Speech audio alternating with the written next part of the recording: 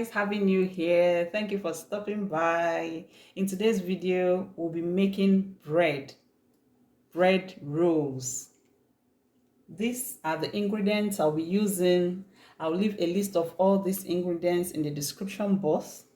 So here I have milk and water, warm water. I'm supposed to use 1 glass of milk, but I want to show you something with the yeast and the water. That's why I'll have to add water to this. And I have the flour, all-purpose flour. I have butter, soft butter, not melted butter and not the hard one. I have sugar and salt and yeast and egg. I'll leave its measurement in the description box. So let's get baking. In a bowl, I add in warm water. And here I have yeast. It's good to note that yeast is alive and you need warm water to activate it. You don't need cold water or hot water. Hot water will kill the yeast. You can dip your hand into the water. If it's safe for you, then it's good enough. Always wash your hand before you start any meal preparation. Here I have sugar. You can add more if you so wish. I want to show you something, how to know if your yeast is a good one, because it wouldn't be nice if you've gone through a lot of process and you find out the yeast didn't rise. So yeast needs sugar to rise. I pour in the sugar into the warm water and I pour in the yeast. This is the dry yeast. There is also instant yeast. Now mix this in. With the instant yeast, you don't need to proof it to know if it will rise. You just use it as it is. But with the dry yeast, you have to mix it in a warm water. You can use your fork or your spoon to mix it properly, like so. I'll keep this aside for 5 minutes and observe it. The best way to get the measurement, your flour measurement for the bread, will be using a scale, but not all of us have scale, because when you scoop it, you get more weight than when you add like this. This is the measuring cup.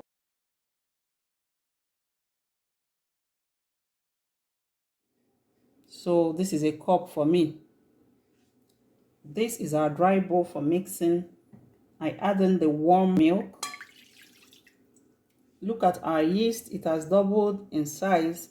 Look at all those bubbles coming up. This is to show you that this yeast is good and is alive. If yours didn't have these bubbles, please discard it. I pour it into the bowl. Look at all the bubbles. I add in 1 egg. The egg also is warm, it's not in the fridge.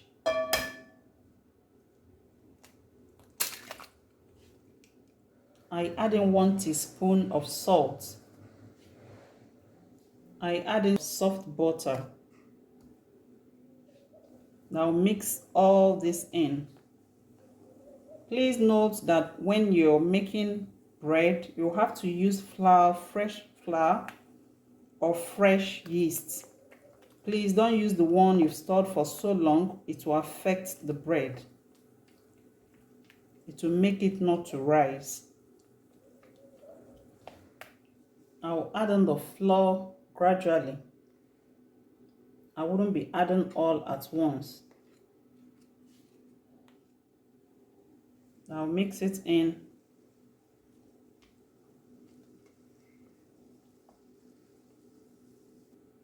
I'll need to add more. We are not adding all at once because we are looking for a certain consistency. You have to carefully observe for it.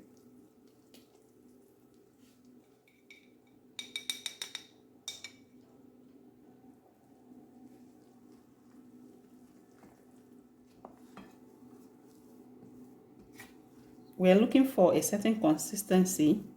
If you added the 4.5 cups and yet is not as thick as this, please add in a little more flour to get to this consistency so that you can be able to knead it. I'll transfer this to my work surface.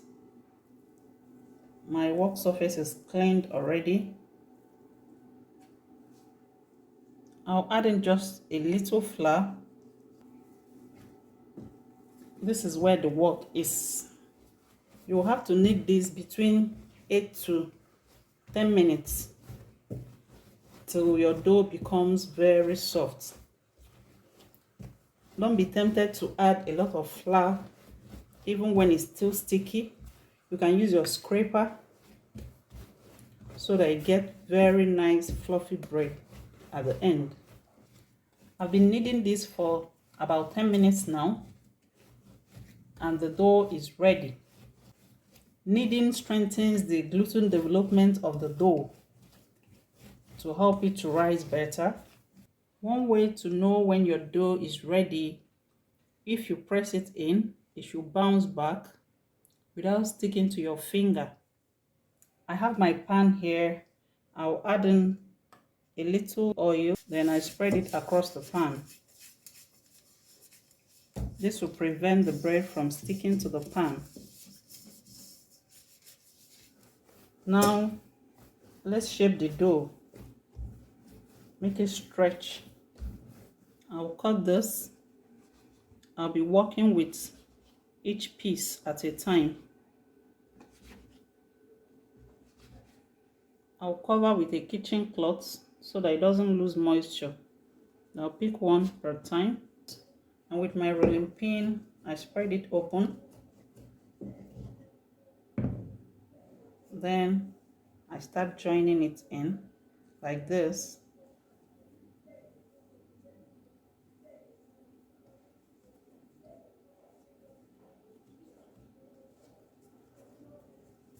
Make a little ball.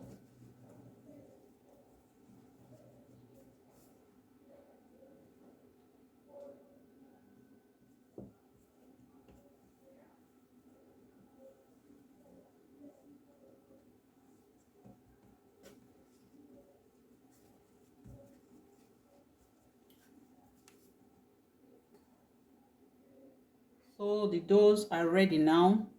Then I'll cover it with a fin and I'll allow the dough to proof for 1 hour. Please note that I'm using a non-sticky pan. That's why I didn't use a parchment paper. If you're using a sticky pan, please use a parchment paper. This dough would have doubled in size by the time we come to check it again.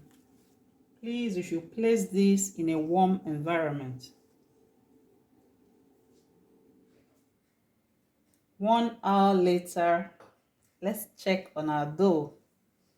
Wow, you can see it has tripled in size.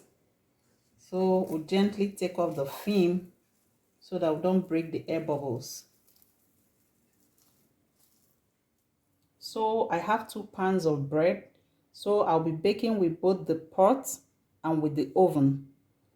In my pot, I place in the stand, and you'll have to use a pot that doesn't have any perforation on its lid because we don't want the moisture escaping.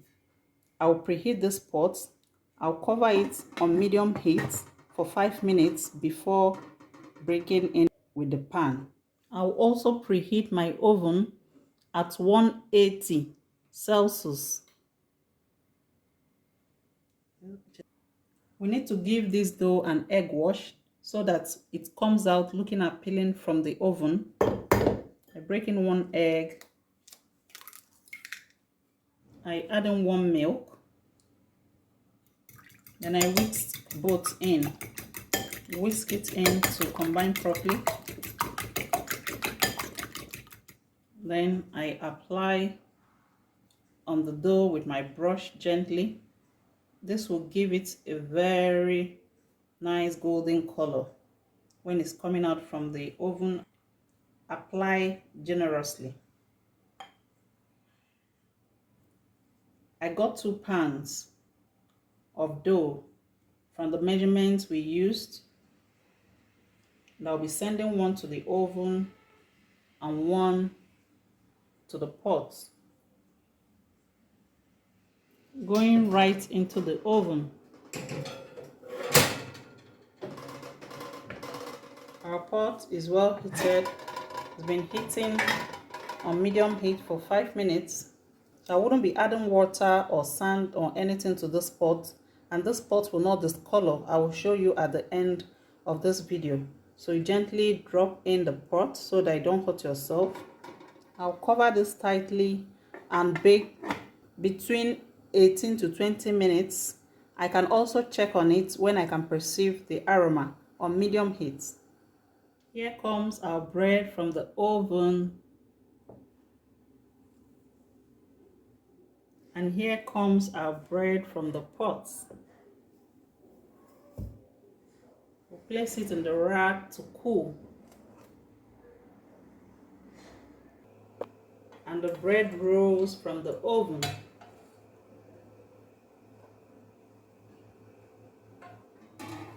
So this is the pot I used. You can see it's not stained in any way. My pot is intact as it is. Both are coming right out from the oven, the pot oven and the oven. You can see the difference. This one have the crust from underneath because the heat was coming from under the pot, while this has majority of its crust from up here because the heat was coming from up from the oven. This video's shout out goes to Babs Ollie that requested that I make bread with the pot instead of the oven. So Babs Ollie, this is how your bread is going to look like. You're going to have an under crust and your up will be a little bit white. So this is our bread rolls. This tastes so delicious. And it's so fluffy.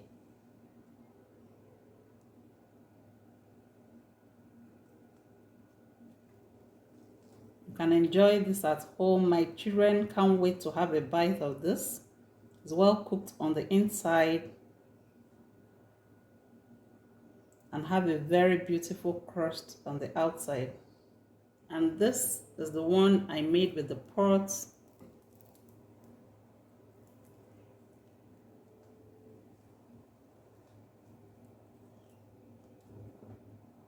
What a joy enjoying this, knowing that you made it by yourself. It's well cooked. You can add butter or you can eat it as it is.